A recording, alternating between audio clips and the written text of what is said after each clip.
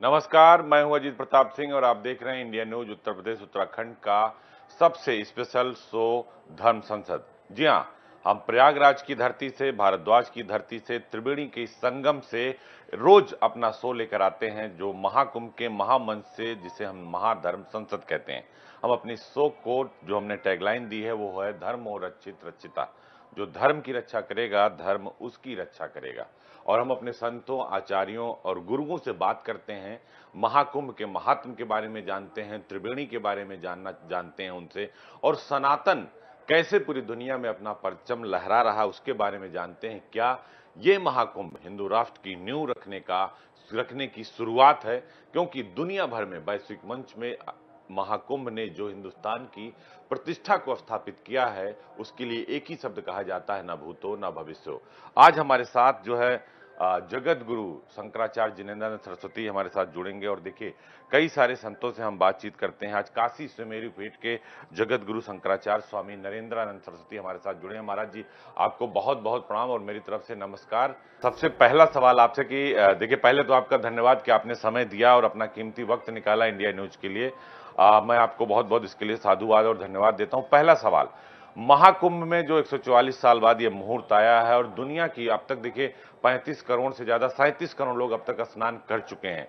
ये मानवता का, समरसता का सबसे बड़ा महासंगम है। तो महाकुंभ के इस महात्म के बारे में सबसे पहले तो आपसे चाहेंगे कि दो लाइनें अपने मुखार बिंदु से अपने दर्शकों को, हमारे इंडिया न्यूज के दर्शकों को बताएं कि महाकुंभ का महात्म क्या और त्रिवेणी के संगम पर क्या लोग लाभ ले रहे हैं और क्या लाभ होने वाला है, क्योंकि ये 144 साल बाद ये मुहूर्त आने वाला है।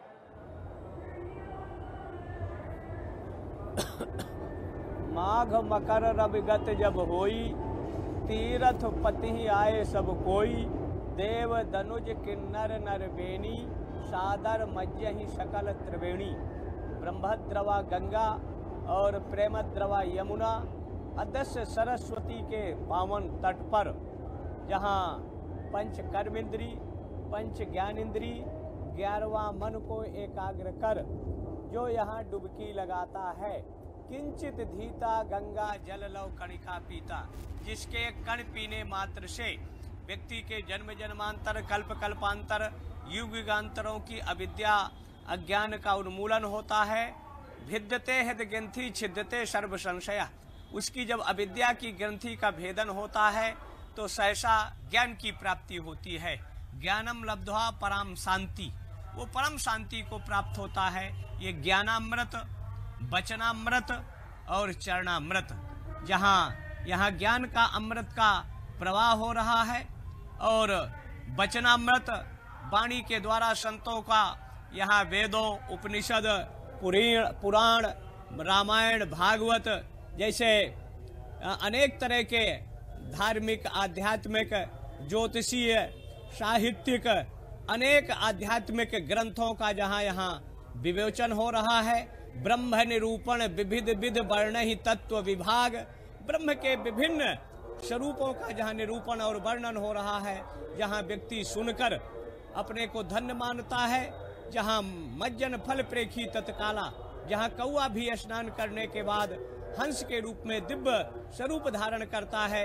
14वें मनवंतर के 28वें तेता में क्राइम और जराइम का जब रत्नाकर यहाँ आता है और भरद्वाज जी महाराज से मिलता है, उन्होंने कहा गंगा में स्नान करिए। उन्होंने गंगा स्नान किया, एक बूंद गंगा जल पिया तो उनकी सुषुप्त अदस्य सरस्वती जागृत हुई और उन्होंने चरितम रघुनाथ से शतकोटि प्रविस्तरम एक एक अक्षरम पुंसक महापातक नाशनम, 100 करोड़ श्लोकों में उन्होंने भगवान राम के चरित्र का वर्णन किया।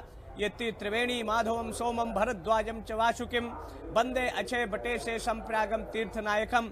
ये त्रिवेणी का जो तट है, जहाँ अक्षय बट है, 12 माधव हैं, नागवासुकी भगवान हैं, सोमेश्वर हैं, जिनका दर्शन, पूजन, अर्चन से मनुष्य का लोक परलोक दोनों का सुधार होता है। कुंभ हमारी एकता का प्रतीक है, लेकिन समरसता का प्रतीक है। महाराज जी, जो कांग्रेस पार्टी के राष्ट्रीय अध्यक्ष हैं मल्लिकार्जुन खड़गे, वो कह रहे हैं कि गंगा में नहाने से ना जो है भोजन मिलेगा, ना रोजगार मिलेगा, ना ही आपके पाप धुल जाएंगे। योगी जी पे ही सवाल खड़ा कर रहे हैं जो कांग्रेस के अध्यक्ष है मल्लिकार्जुन। मूर्खा जावत शोभते जावत किंचित न भाषते, यहाँ 30-35 करोड़ के लमसम लोग आए। कोई ऐसा नहीं जो भूखा रहा हो, कोई ऐसा व्यक्ति नहीं जिसको बिस्तर ना मिला हो। लेकिन जैसे दो जीव होते हैं, एक चमगादड़ होता है और एक उल्लू होता है। उल्लू और चमगादड़ों के 28 व्यक्तियों ने मीटिंग किया कि सूर्य नाम का वजूद नहीं है, सत्ता नहीं है।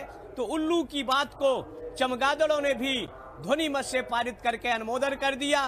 तो उल्लू और चमगादड़ों के कहने से कोई ऐसा नहीं है कि रोजगार नहीं मिल रहा। यहाँ का जो व्यापारी है समान जनता को नहीं अटे पा रहा है। यहाँ खूब उनको बिजनेस भी मिल रहा है, रोजगार भी मिल रहा है।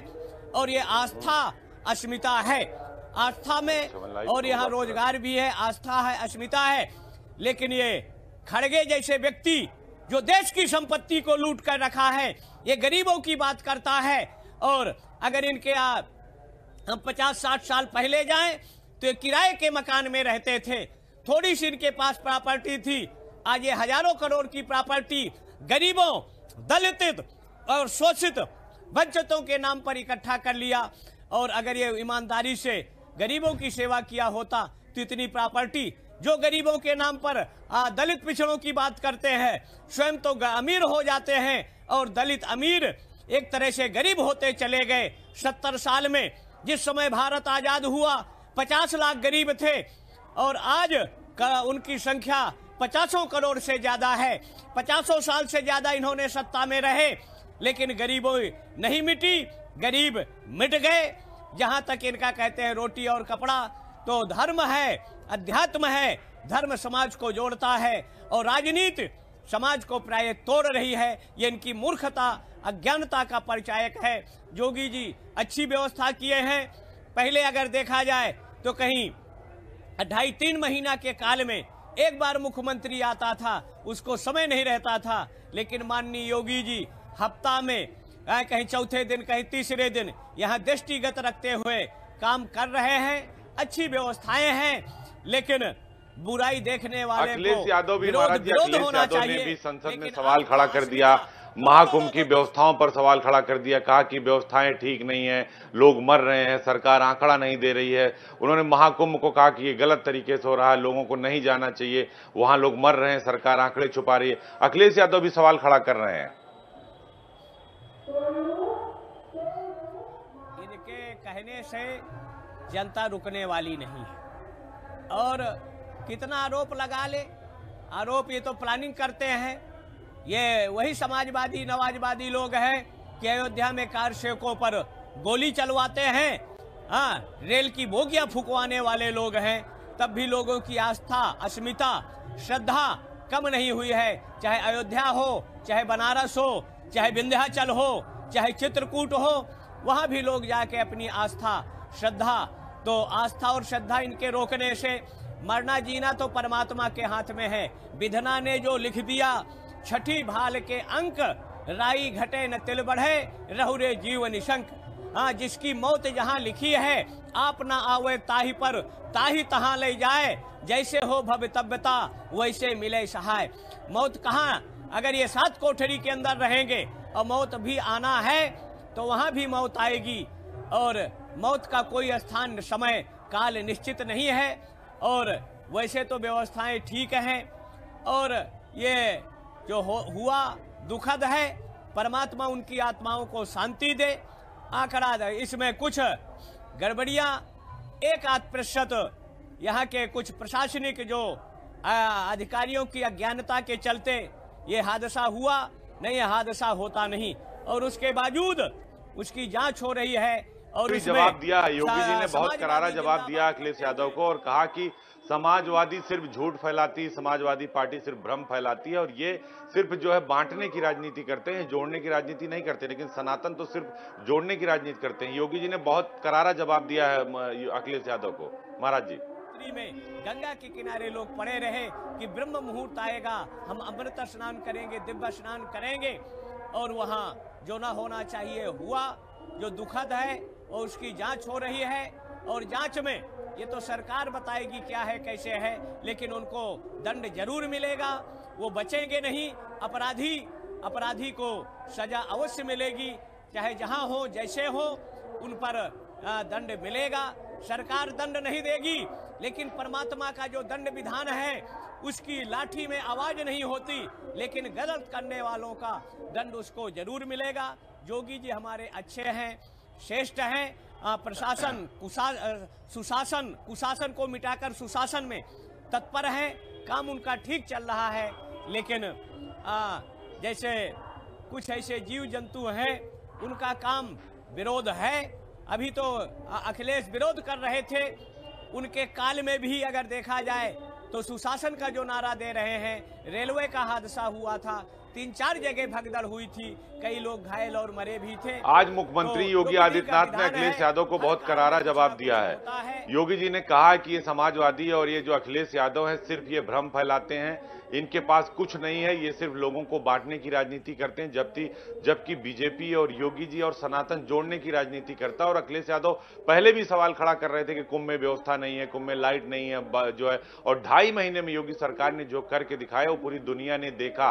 भूटान के नरेश आकर देख के गए, प्रधानमंत्री से लेकर गृह मंत्री, रक्षा मंत्री, देश दुनिया के 100 देशों को लोग आ रहे हैं, लेकिन वो अखिलेश यादव को नहीं दिखाई दे रहा। वो लोकसभा में सवाल खड़ा कर रहे हैं, लेकिन योगी जी ने उनको बहुत तगड़ा जवाब दिया, कहा कि ये ऐसे लोग हैं जो राजनीति में जनता को बांटते हैं, धर्म के नाम पर बांटते हैं, जाति के नाम पर बांटते हैं, ये सिर्फ तुष्टीकरण करते हैं और ये जो कह रहे हैं सब बेकार है और ये निरर्थक बातें हैं।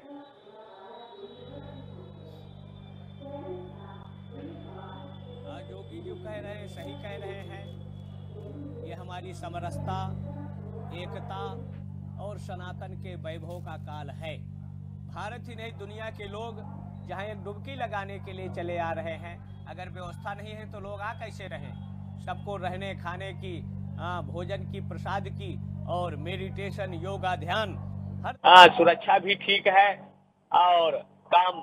लेकिन जिसको ये भ्रम भ्रांति फैलाकर समाज में अराजकता का माहौल पैदा करना चाहते हैं, ये जनता को रोकना भी चाहते हैं, कितना कुछ कर ले, लेकिन ये जनता रुकने वाली नहीं है। वो अपनी आस्था श्रद्धा की डुबकी लगा रहे हैं। भूटान नरेश भी आए हैं, अनेक नेता भी आ रहे हैं, मंत्री भी आ रहे हैं, विदेशी 186 देशों के लोग भी यहाँ डुबकी लगाकर अपने को धन्य और इस व्यवस्था को दिव्य उन लोगों ने बताया है। मतलब ये है कि ये आवे यहाँ देखे तब इनकी बुद्धि खुलेगी।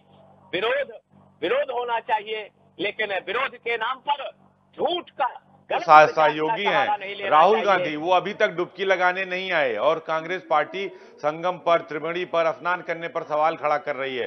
राहुल गांधी और प्रियंका गांधी नहीं आए, ऊपर से तो जनेऊ पहन लेते हैं लेकिन रामलला का दर्शन नहीं करेंगे, बाबा का दर्शन नहीं करेंगे, संगम में स्नान कर लेंगे, अक्षय वट का दर्शन कर लेंगे, तो उनको लगता है कि ये तो हम पाप कर देंगे। और जो लोग नहा रहे हैं, दर्शन कर रहे हैं, कहते हैं कि ये तो इन लोगों के पाप नहीं धुलेंगे, 100 जन्मों तक नहीं धुलेंगे, चाहे जितना स्नान करें।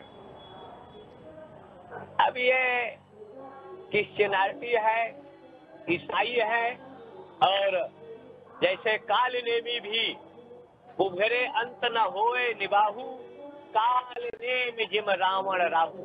तो राहुल गांधी का काल नेम की भूमिका है। जैसे प्रताप भानु राजा को और एक तनु नाम का व्यक्ति भेष बदलता था, हनुमान जी जैसे ज्ञानी को भ्रमित करने का चाहा, लेकिन इनका अंत जल्दी हो गया।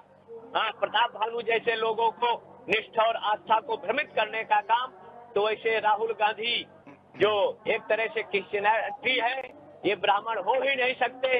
लेकिन जैसे काल नेमी एक तनु ने भेष बदलकर, वैसे भारत की श्रद्धालु जनता को भ्रमित करने का काम कर रहे हैं। इनका भ्रम भ्रांति फैलाना एक तरह से निरर्थक सिद्ध होगा और श्रद्धालु जनता यहाँ आ रही है, जहाँ दिव्य परम वैभव को प्राप्त होगा।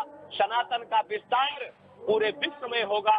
सनातन का डंका, सनातन का सूर्य, सनातन का ये भगवा ध्वज इन चंद अंधे बहरे लूले लगनों के कहने से समाप्त नहीं होने वाला, न उसका प्रभाव कम होने वाला है। लेकिन ये चिल्लाते रहेंगे, हाथी मस्त चाल में चलता है और श्वान भूखते रहते हैं। तो सनातनी करोड़ों की जनता यहाँ आ रही है, दिव्य स्नान कर रही है, परम शांति प्राप्त कर रही है और अपनी समर्थ के अनुसार दान पुण्य कर रहे हैं, आध्यात्मिक लाभ ले रहे हैं। तो राहुल या खड़गे या अखिलेश जो नवाजवादी लोग हैं ये वहां तो जाएंगे और अनर्गल प्राप्त करेंगे, इसका कोई असर प्रभाव ये कुंभ क्षेत्र में पड़ने वाला नहीं है। यहाँ आए देखें कितने की संख्या में कितने लोग देव धनुज के नर नर बेनी सादर मज्ज ही सकल त्रिवेणी ये ब्रह्म द्रवा का मज्जन करते हैं, स्नान करते हैं। देवता दानो मानो विभिन्न रूपों में आकर यहाँ स्नान कर रहे हैं और परम शांति को प्राप्त हो रहे हैं। ये सनातन के एकत्र जनता को देखकर इनकी रात भर नींद नहीं आती, इनको बीपी बढ़ जाता है और ये हमारी चिंता के हाय हाय करते हैं, इसलिए विरोध कर रहे हैं। इनके विरोध का कोई असर समाज में, राष्ट्र में, जनता में, देश विदेश जो श्रद्धालु है उस पर कोई असर नहीं होगा। ये अपनी डपुली जैसे योगी आदित्यनाथ ने जो व्यवस्था की है 2.5 महीने में लगभग 40 करोड़ का जो आंकड़ा है वो हम उसको उसके समीप हम लोग पहुंच गए हैं और ये आंकड़ा 50 करोड़ के आसपास जाएगा महाराज जी। उसके बावजूद इस पर जो लोग सवाल खड़ा करते हैं, जो सनातन पर सवाल खड़ा करते हैं कि 2.5 महीने में दुनिया का सबसे अच्छा क्राउड मैनेजमेंट, देश दुनिया के लोग तारीफ कर रहे हैं, लेकिन भारत के कुछ राजनीतिक दल, जो चंद राजनीतिक दल हैं जो सनातन का भी विरोध कर रहे हैं, वो योगी आदित्यनाथ का और महाकुंभ की व्यवस्था पर भी सवाल खड़ा कर रहे हैं। उनको क्या जवाब देंगे आप अपनी भाषा में?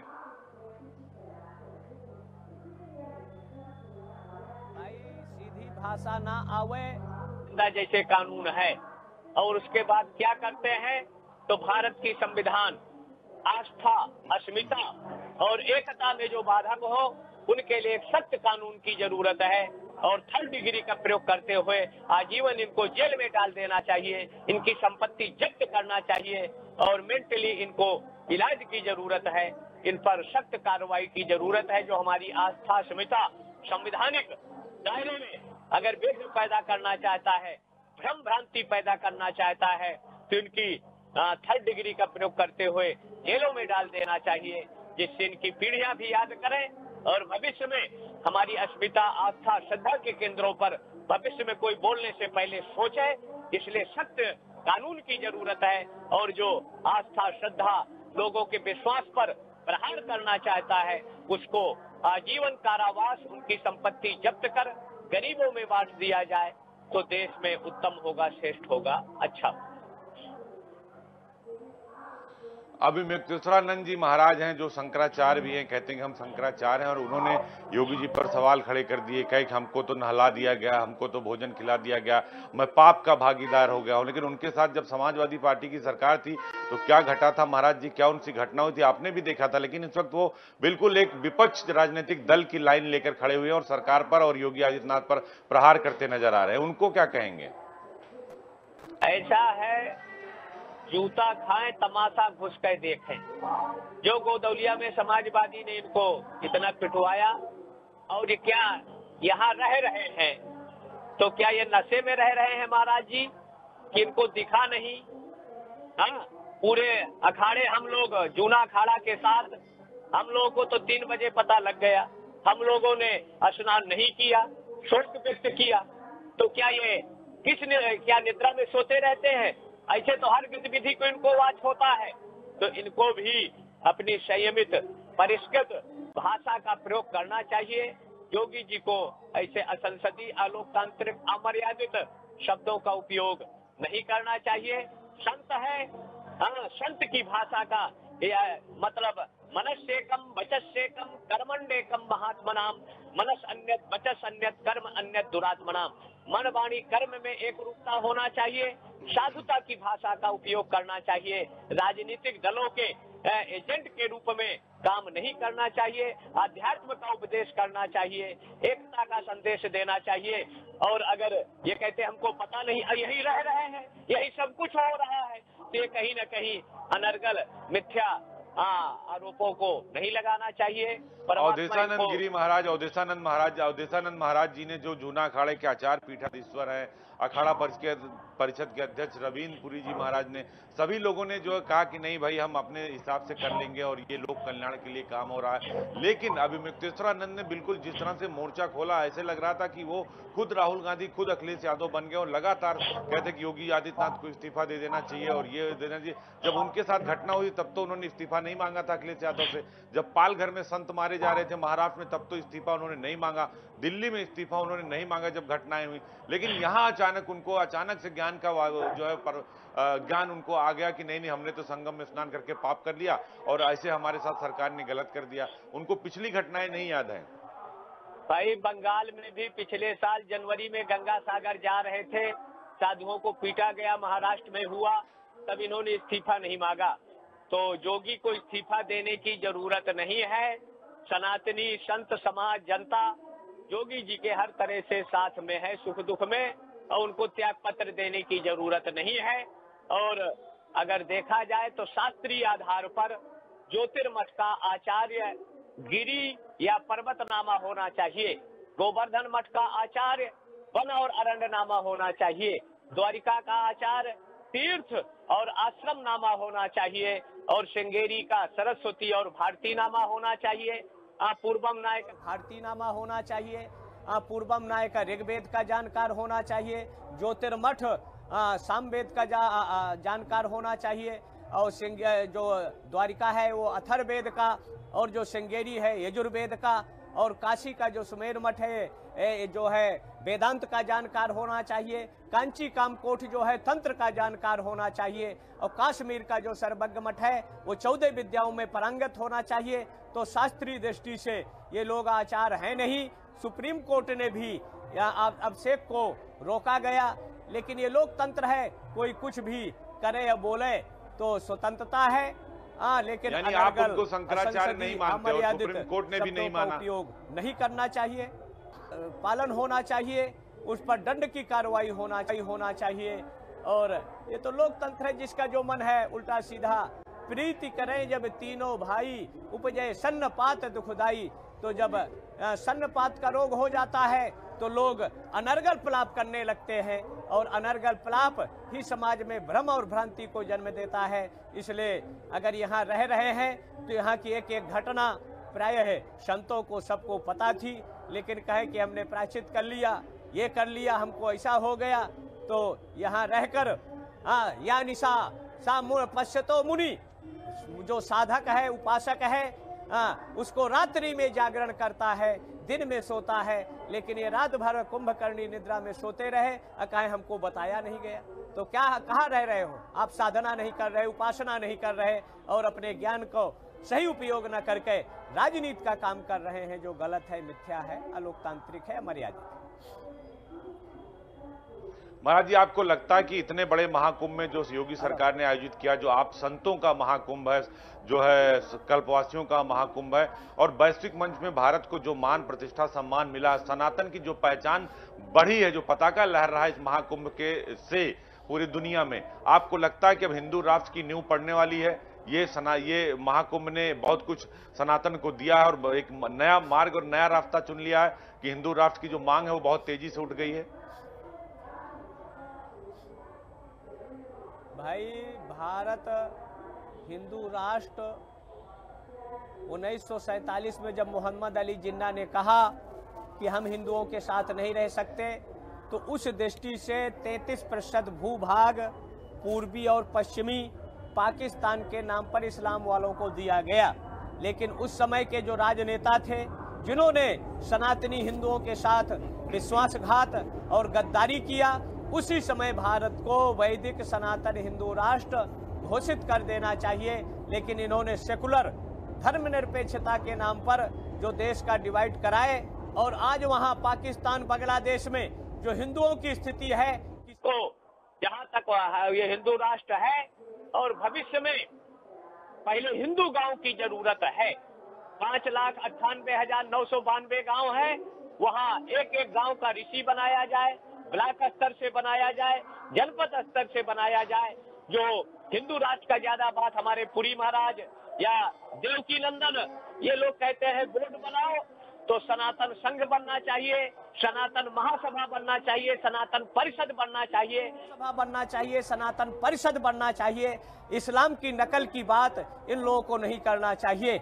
और जहां तक हिंदू राष्ट्र का है, तो ये लोग कहते हैं कि वक्फ बोर्ड को समाप्त कर देना चाहिए। वक्फ बोर्ड जो है वो भस्मासुर है, वक्फ बोर्ड जो है वो भू माफिया बोर्ड है और वक्फ बोर्ड ने हिंदुस्तान की संपत्तियों पर कब्जा कर रखा है।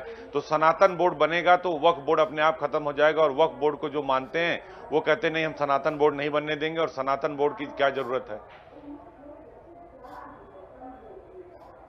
बनेगा सनातन ऐसे अगर हर आदमी बोर्ड चिल्लाएगा। वक्फ बोर्ड की भारत में जरूरत नहीं है, इसको जितना जल्दी हो जा सके समाप्त करना चाहिए। इस्लाम का दावा इस पर नहीं बनता, क्योंकि आजादी के समय जिन्ना ने कहा था हम इनके साथ नहीं रह सकते, बंटवारा हो गया, उतना उनको भूमि मिल गया। तो ऐसे कानून की भारत में भी जरूरत है। जो मंदिर हैं वो सरकारी नियंत्रण से मुक्त होना चाहिए। भारत में समान शिक्षा, समान कानून और भारत की न्यायपालिका से कोलोजियम सिस्टम खत्म होना चाहिए, जिससे लोगों को न्याय मिल सके।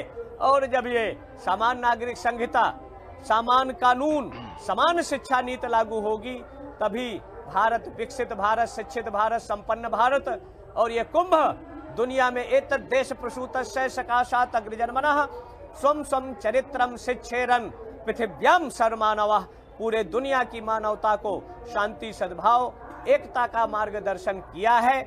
और जहां तक बोर्डों का प्रश्न है, बोर्डों की यहाँ जरूरत नहीं, वक्फ बोर्ड की जरूरत नहीं, मुस्लिम पर्सनल लॉ बोर्ड की जरूरत। ऐसे जो इनके काम है ये अपने आप, जो लोग ये कहते हैं कि हम भारत के संविधान को नहीं मानेंगे, हम किसी और कानून को नहीं मानेंगे, हम शरीयत के हिसाब से चलेंगे, हम इस्लामिक बोर्ड के हिसाब से चलेंगे, वक्फ बोर्ड को मानेंगे, ऐसे लोगों को क्या कहेंगे कि हिंदुस्तान में रहते हैं और बात पाकिस्तान करते हैं और कहते हैं कि भारत के संविधान को नहीं मानेंगे, हम शरीयत को मानेंगे। जैसे ओवैसी जैसे लोग हैं। आज अभी स्टालिन है। अफगानिस्तान में 99-100% मुसलमान है। हाँ, तालिबानियों के शासन में आज वहाँ का कौन मंत्री है, भाग गया है। तो शरीयत एक तरह से भारत में लागू नहीं होगा, न इसको अमल किया जाएगा। जो संविधान का विरोध करते हैं, भारत के संविधान और तिरंगा को नहीं मानते, उनको भारत देश छोड़कर चले जाएं, जहां शरीयत है तब इनकी औकात। ये ओवैसी आवारा पागल 15 मिनट कहते हैं समय दे दो, हम तो कहते हैं 15 सेकंड ही पर्याप्त है। लेकिन सनातनी शांति के पक्षधर हैं, और अगर शांति से काम नहीं चलेगा तो वेद कहता है वेद की हिंसा हिंसा न भवति।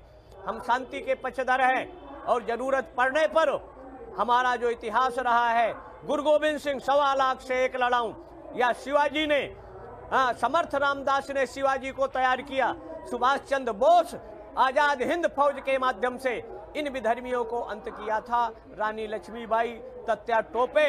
इसलिए हमको अपना इतिहास विस्मृत नहीं करना चाहिए, उसको पढ़ना चाहिए। और ये लोग ये भूल जाते हैं कि ये सनातन है या ये हिंदू धर्म है, ये सिर्फ शास्त्र नहीं जानता। अगर आवश्यकता पड़ेगी तो शस्त्र भी उठाना पड़ेगा। शस्त्र की बात ये नहीं जानते कि हिंदू धर्म में शस्त्र भी आता है। शास्त्र और शस्त्र दोनों सनातन की पहचान है, वो ये लोग नहीं जानते। अग्रतः चतुरो वेदो, हमारे भगवान परशुराम ने कहा कि सामने 14 वेद, अपृष्ठे सरसरह धनु, पीठ में धनुष बाण भी है। हम शांति के लिए माला भी जपते हैं, और जरूरत पड़ती है तो क्रांति के लिए रानी लक्ष्मी ने तलवार उठाया, भगवान शिव त्रिशूल रखते हैं, विष्णु चक्र रखते हैं। और अगर ये 100 करोड़ सनातनियों का जमीन के अंदर ही स्थान मिलेगा, इसलिए सनातनियों की शांति एकता में बाधक न बने, इनको दंड की जरूरत है।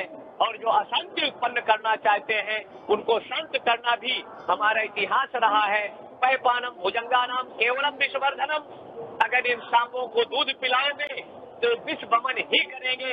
ऐसे सांपों का मुख कुचल देना चाहिए जो भारत के संविधान को नहीं मानते, भारत की एकता में बाधक बनते हैं, आतंकवाद, उग्रवाद का समर्थन करते हैं। ऐसे लोगों को कठोर दंड की व्यवस्था है। इनकी संपत्ति जब्त होना चाहिए, इनको आजीवन कारावास डालना चाहिए, जिससे भारत सुरक्षित और संरक्षित। इस महाकुंभ से संतों की वाणी से एक बात और निकली है, वो चाहे बड़े बड़े संत हों, चाहे प्रेमानंद महाराज हों, रबीनपुरी जी हों या फिर चक्रपाणी जी महाराज हैं जो हिंदू महासभा के राष्ट्रीय अध्यक्ष हैं, शांतनु महाराज जी हैं जो अंतर्राष्ट्रीय कथावाचक हैं, वो ये कहते हैं कि मदरसों को बंद कर देना चाहिए, मदरसों में आतंकी पैदा होते हैं। जो वृंदावन के जो रितेश्वरा महाराज जी हैं आनंद धाम के, वो कहते हैं कि गुरुकुल की स्थापना करिए, गुरुकुल में राष्ट्रवादी पैदा होते हैं और मदरसे में आतंकी पैदा होते हैं। तो आप क्या मानते हैं कि वाकई में मदरसे से आतंकी पैदा होते हैं और गुरुकुल से राष्ट्रवादी पैदा होते हैं, तो मदरसे बंद कर देने चाहिए? मदरसों को समान शिक्षा नीति अगर यहाँ लागू हो जाए तो अपने आप ये सब नियंत्रण हो जाएंगे। तो अपने आप ये सब नियंत्रण हो जाएंगे। इनको बंद भी करना चाहिए, समाप्त करना चाहिए। यहाँ आतंकवादियों को नहीं, यहाँ वैज्ञानिकों की जरूरत है, डॉक्टरों की जरूरत है, आईएएस की जरूरत है, इंजीनियरों की जरूरत है, प्रोफेसरों की जरूरत है। इसलिए समान शिक्षा नीति की जरूरत है। मदरसे या कॉन्वेंटों को यहाँ जरूरत नहीं है। शुद्ध सात्विक आध्यात्मिक जिसमें राष्ट्रवाद प्रखर और प्रखर हो, ऐसे शिक्षा की भारत में जरूरत है। मदरसे ये अगर देखा जाए या मजारें इनकी या जो इनकी मस्जिदें हैं, अल्लाहु अकबर रसूलुल्लाह बिस्मिल्लाह, ये 5 बार दिन में कहते हैं कि जो उस रसूल को नहीं मानता वो काफिर है, उसको जीवित रहने का अधिकार नहीं है। इसलिए ऐसी शिक्षा पर प्रतिबंध लगना चाहिए, रोक लगना चाहिए, जिसमें राष्ट्रवाद, एकता, समरसता या सर्वे भवन्तु सुखिनः सर्वे सन्तु निरामया या ईशावास्यमिदं सर्वं यद् किंचित् जगत्यां जगत तेन त्यक्ता भुंजीथा मां गधा सिद्धनम। ऐसे उपनिषद जो समरसता, एकता या सिया राम मैं सब जगह जानी, करहु प्रणाम जोर जुगमानी। जब मनुष्य के अंदर हम देवत्व देखेंगे तो समाज में समरसता, एकता का वातावरण होगा। लेकिन मदरसों की शिक्षा नीति नफरत, घृणा, हिंसा पर विश्वास करती है। इसलिए इनको अगर रोका जाए तो भारत के लिए अच्छा होगा, भविष्य के लिए अच्छा होगा। नाच मनुष्य पर छाता है जब विवेक मर जाता है। देखिए अखिलेश यादव और राहुल गांधी जैसे लोग हैं जो कहते हैं कि राम लला के हम दर्शन करने नहीं जाएंगे, मां सरयू में हम डुबकी नहीं लगाएंगे, गंगा में डुबकी नहीं लगाएंगे, हम जो है कृष्ण जन्मभूमि पर नहीं जाएंगे। लेकिन वो कहते हैं कि हम संभल जरूर जाएंगे। और संभल में सरकार ने क्यों मस्जिद से मंदिर निकाल दिया? ऐसे लोगों को क्या कहेंगे जो दिखाते तो हैं कि हम हिंदू हैं, सनातनी हैं, जनेऊ पहन लेंगे, डुबकी लगा लेंगे, लेकिन कहेंगे नहीं नहीं संभल में सरकार गलत कर रही है और वहां तो मस्जिद है, मस्जिद रहना चाहिए, मंदिर नहीं होना चाहिए, और रामलला का दर्शन करने नहीं जाएंगे। प्रकृति किसी को भरोसा नहीं था कि संभल में ये होगा, लेकिन ग्रह नक्षत्रों के योग के परिवर्तन और एक तरह से सतयुग, सात्विक युग का आरंभ है, जो हमारे योगी जी के राज में जो छिपा रखा है इन्होंने, जो इनका पाप है, देवत्व की मूर्तियों को छिपाना, देवत्व की मूर्तियों से उनको कब्जा करना। लेकिन तिभिर मासय तिभिर पक्षय तिभिर वर्षय तिभिर दिने अवश्यमेव भोक्तव्यम कृतम कर्म शुभाशुभम। अच्छा या बुरा कर्म जो करता है, ये भगवान से जो विमुख होते हैं, धर्म विमुख असहाल तुम्हारा, रहा न कुल को रोअन हारा। रावण जैसे चक्रवर्ती सम्राट, देवताओं को अपने नियंत्रण में करने वाला, ये उसके सामने तो जीरो है। और जो धर्म का विरोध करता है, ईश्वर का विरोध करता है, वो समूल विनाश को प्राप्त होता है। उनके कुल खानदान में कोई रोने वाला भी नहीं बचता है। कितना प्रतापी रावण था, जहाँ इंद्र, वायु, अग्नि, वरुण जैसे उनके नौकर के रूप में काम करते थे। लेकिन काल चक्र जब आता है तो समूल विनाश को प्राप्त हो गया। एक नारी के सम्मान और वजूद के लिए लंका का युद्ध होता है, एक नारी द्रौपदी के सम्मान के लिए महाभारत का युद्ध होता है।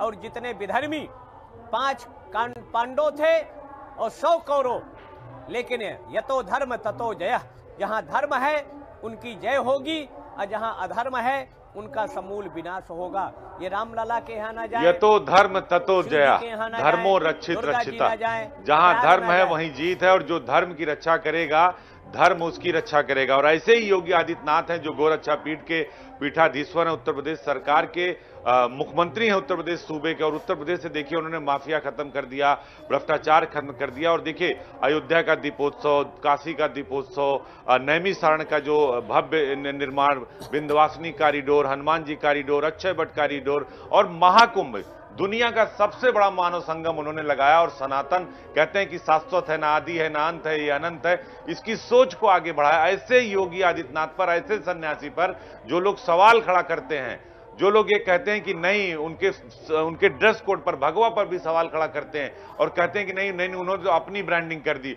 महाकुंभ से पॉलिटिकल माइलेज ले लिया। ऐसे लोगों को अपनी 2-4 पंक्तियों से, अपने मंत्रों से जवाब दीजिए, जो सनातन और सनातनियों का विरोध करते हैं कि जो धर्म की रक्षा कर रहा है उसी का विरोध कर रहे हैं।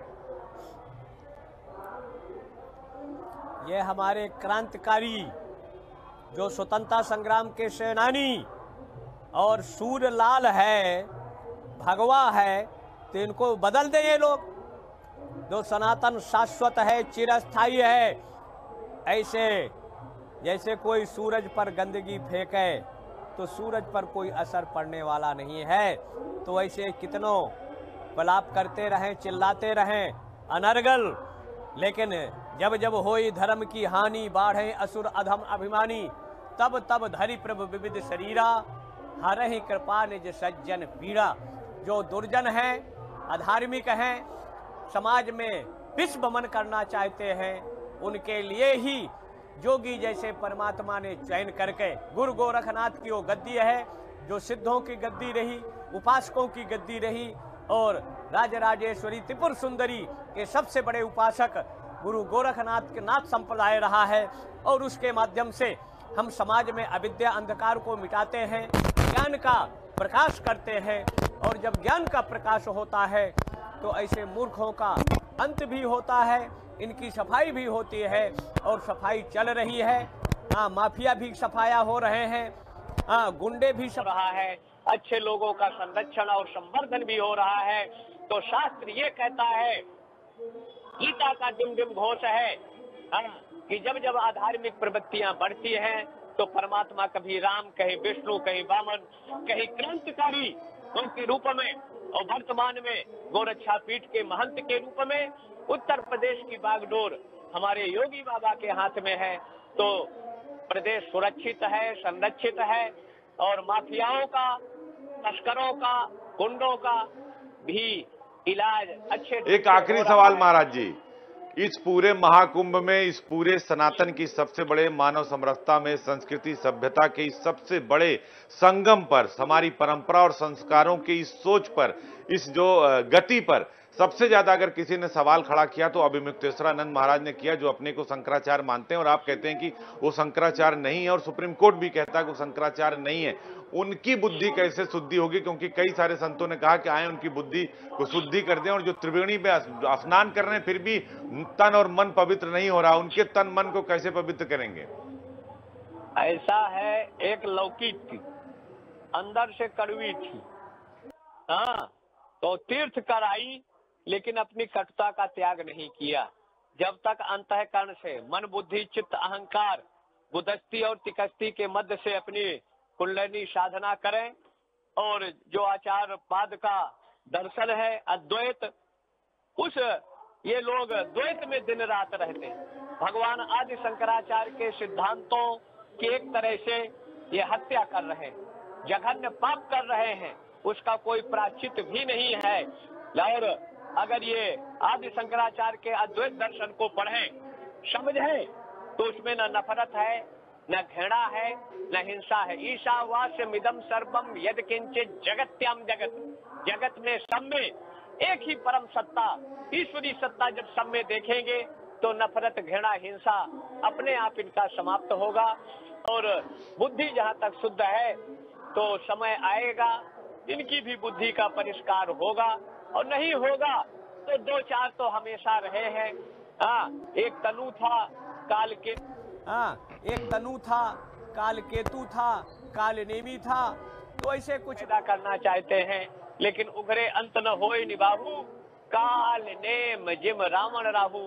ऐसे लोगों का भी अंत होगा और उसका सफाया होगा, सत्य की विजय होगी, अधर्म का समूल उन्मूलन, विनाश होगा, धर्म बढ़ेगा। इन लोगों के कहने या चिल्लाने से कोई असर पड़ने वाला नहीं है।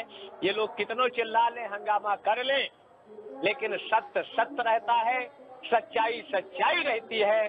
सच को आंच नहीं, झूठ का कोई पैर नहीं, झूठ का कोई आधार नहीं है।